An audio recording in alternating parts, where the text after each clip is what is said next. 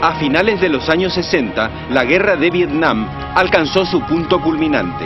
Al terminar la Segunda Guerra Mundial, los franceses habían intentado recuperar su dominio colonial en Indochina, pero el Viet Minh frustró el intento. En la Conferencia de Ginebra en 1954, Francia se comprometió a retirar sus tropas. Pero a lo largo del paralelo 17, Vietnam quedó dividido en dos países con sistemas políticos diferentes. En Vietnam del Norte se impuso el comunismo, en Vietnam del Sur un régimen pro-occidental. El valor estratégico de la zona vecina a China y cercana a la Unión Soviética impulsó la intervención de Estados Unidos, que envió asesores militares a Vietnam del Sur. En 1956 debían celebrarse elecciones para reunificar los dos Vietnam. La dictadura de Diem en Vietnam del Sur, apoyada por Estados Unidos, frustró la solución electoral. Washington temía que el ejemplo norvietnamita se propagase por el sureste asiático y el Pentágono se implicó en lo que era un conflicto interno vietnamita.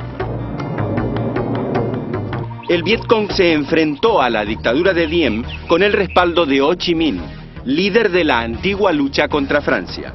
Diem solicitó más ayuda de Norteamérica. A partir de 1964 se desencadenó la escalada bélica. Washington terminaría enviando al sudeste asiático más de 2,5 millones de soldados.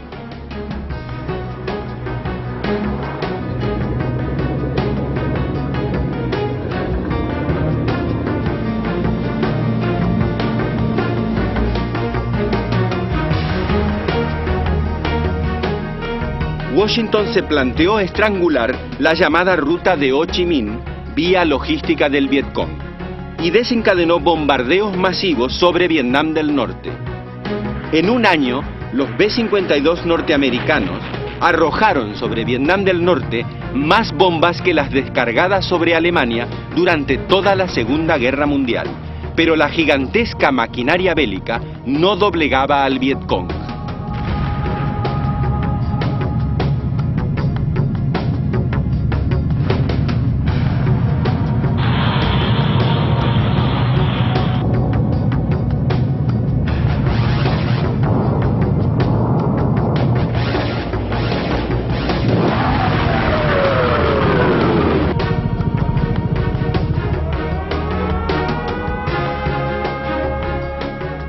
El 30 de enero de 1968, Ho Chi Minh lanzó la llamada Ofensiva del Tet.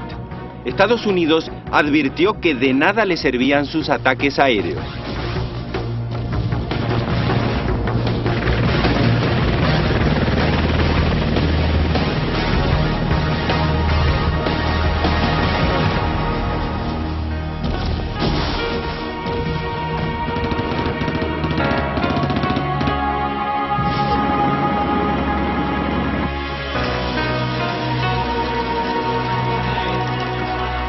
Dentro mismo de Estados Unidos, la protesta contra la guerra se hizo cada vez más fuerte. Los norteamericanos veían en la televisión imágenes cada vez más crueles e inútiles. Estados Unidos buscó negociar.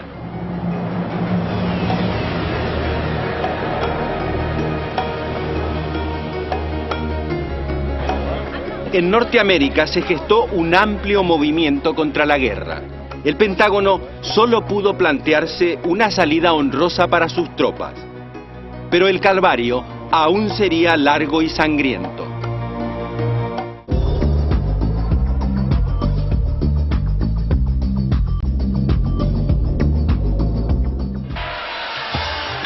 La colectivización del campo, impulsada por Mao Zedong, generó malestar.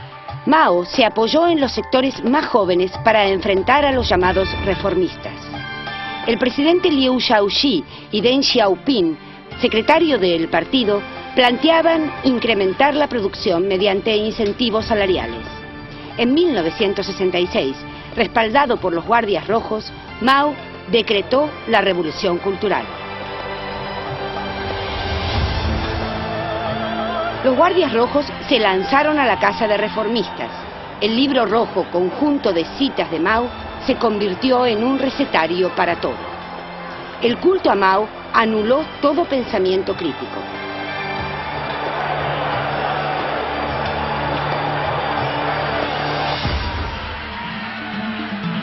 Para demostrar su gran vitalidad, Mao, ya de avanzada edad, cruzó a nado el río Yangtze. Además de sabio, el gran timonel no podía dejar de ser fuerte y valiente. Muchos cuadros del partido, acusados de burgueses, fueron ultrajados y encarcelados.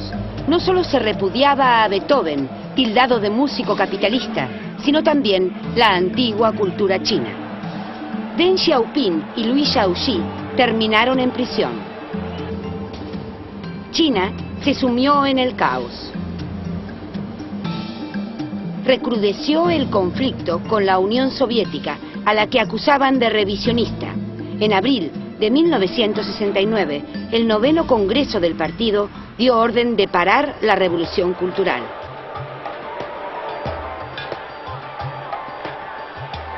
El poder quedó en manos de los maoístas y Lin Piao fue nombrado sucesor de Mao.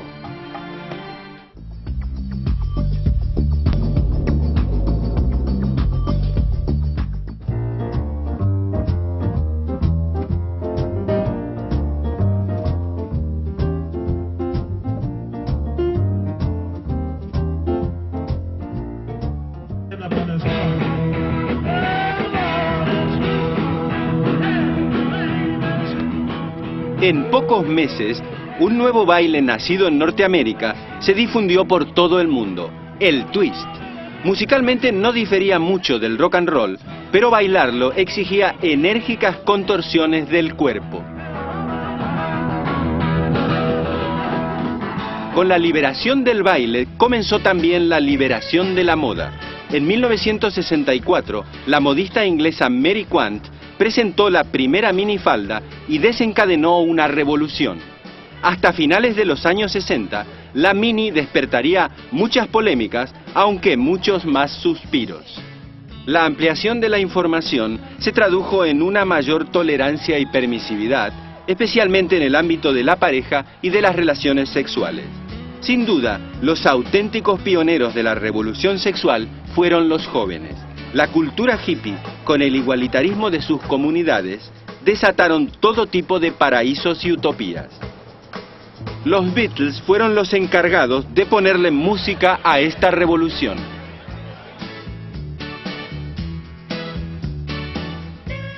Y de Estados Unidos llegaron las primeras series televisivas que cautivarían a jóvenes y grandes, como Las aventuras de Lassie y muchas más.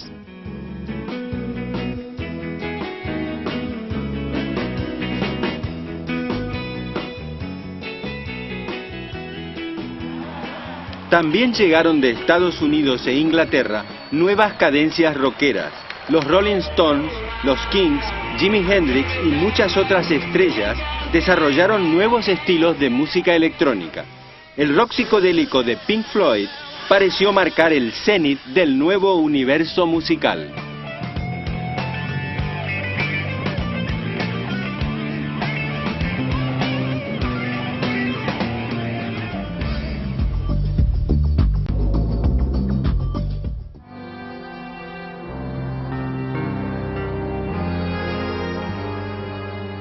En octubre de 1967, después de sortear la muerte infinidad de veces, el Che Guevara cayó ultimado en La Higuera, un pobre caserío boliviano. El 7 de octubre, con su habitual ironía, el Che escribió en su diario: se cumplieron los 11 meses de nuestra inauguración guerrillera sin complicaciones, bucólicamente. Al día siguiente, a las 13 horas, lo sorprendió el ejército boliviano. El Che combatió herido en su pierna hasta que un disparo destruyó el caño de su fusil M2. Tenía una pistola, pero sin cargador. Hecho prisionero, permaneció con vida 24 horas. Se negó a discutir una sola palabra con sus captores. Los relatos aseguran que le dio una bofetada en la cara a un oficial borracho que quiso humillarlo. Los altos mandos bolivianos y la CIA dieron la orden. Un suboficial fue el encargado de proceder. «Dispare», dijo el Che, «no tenga miedo». «Hasta la victoria siempre», fue su mítico mensaje. Convertido en héroe nacional de la Revolución Cubana, su imagen hoy recorre el mundo, para muchos, como símbolo de rebeldía y justicia.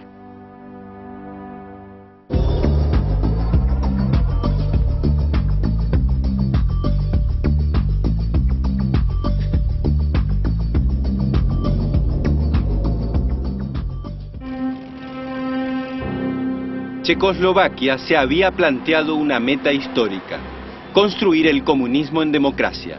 El 20 de agosto de 1968, los tanques del Pacto de Varsovia invadieron Praga y abortaron la experiencia.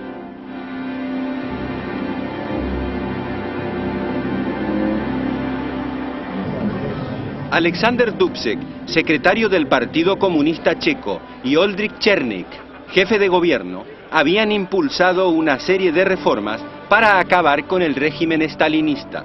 Abolieron la censura, rehabilitaron a las víctimas de las depuraciones anteriores y recortaron el monopolio del partido. Miles de checoslovacos celebraron el 1 de mayo en la Plaza Wenceslao de Praga en apoyo de Dubček.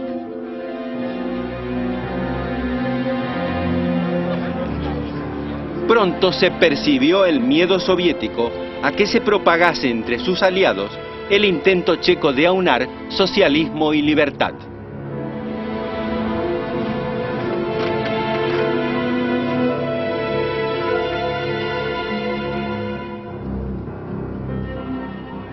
Más de 1,5 millones de personas firmaron el Manifiesto por la Democracia del poeta Pavel Kohut.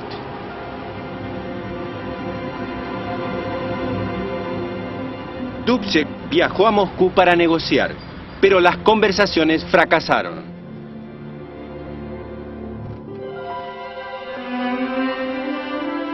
La noche del 20 de agosto comenzó la invasión. Tropas soviéticas, polacas, búlgaras, húngaras y germano-orientales ocuparon Checoslovaquia, con la excusa de aplastar la contrarrevolución.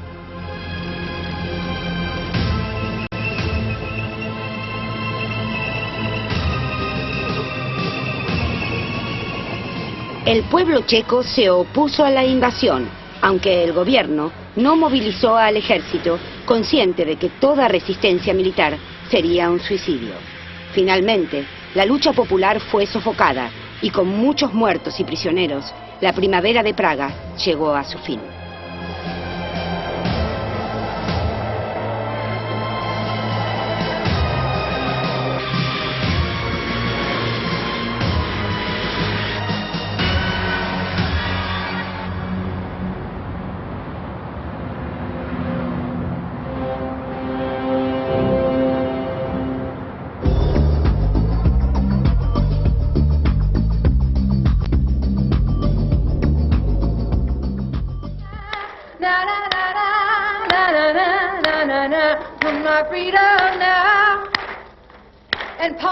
Desde inicio de los años 60, los jóvenes hacían suyas, en el Greenwich Village de Nueva York, las canciones de Joan Baez.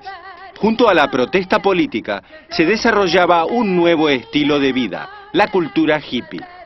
Haz el amor y no la guerra era la consigna de esos jóvenes que rechazaban la guerra de Vietnam y el consumismo.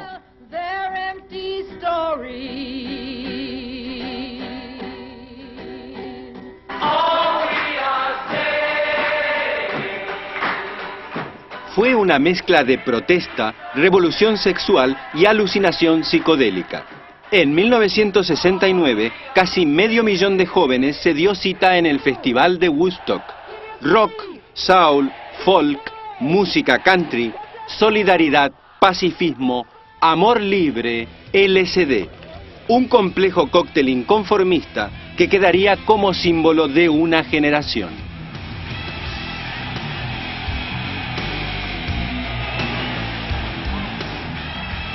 En tanto, en París, la rebelión estudiantil había evolucionado hacia una situación casi revolucionaria. En mayo de 1968, los estudiantes ocuparon la Sorbona y levantaron barricadas en el barrio latino.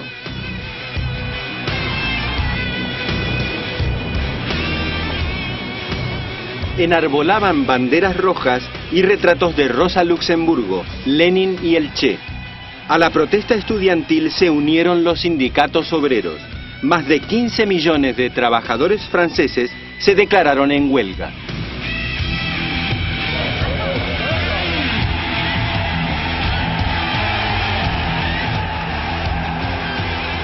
La protesta también se extendió a Alemania Occidental, donde los manifestantes aguaron la visita del Shah de Persia y Faradiva. En ese clima, pronto comenzaría a actuar la llamada Banda Baader-Meinhof, que planteaba la lucha armada como única vía revolucionaria.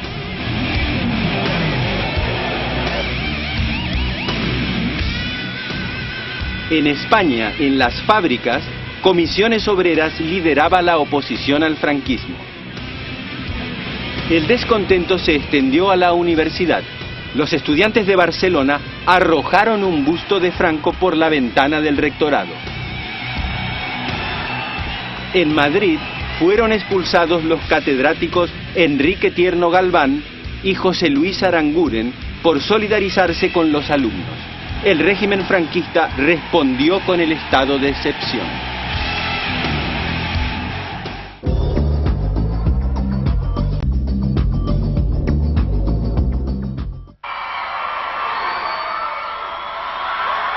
A principios de los 60 irrumpieron los Beatles.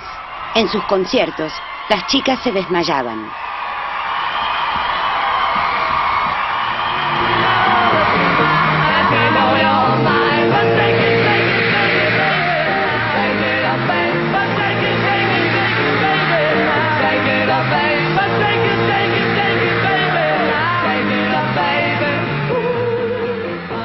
En los aeropuertos, multitudes de jóvenes esperaban a los melenudos.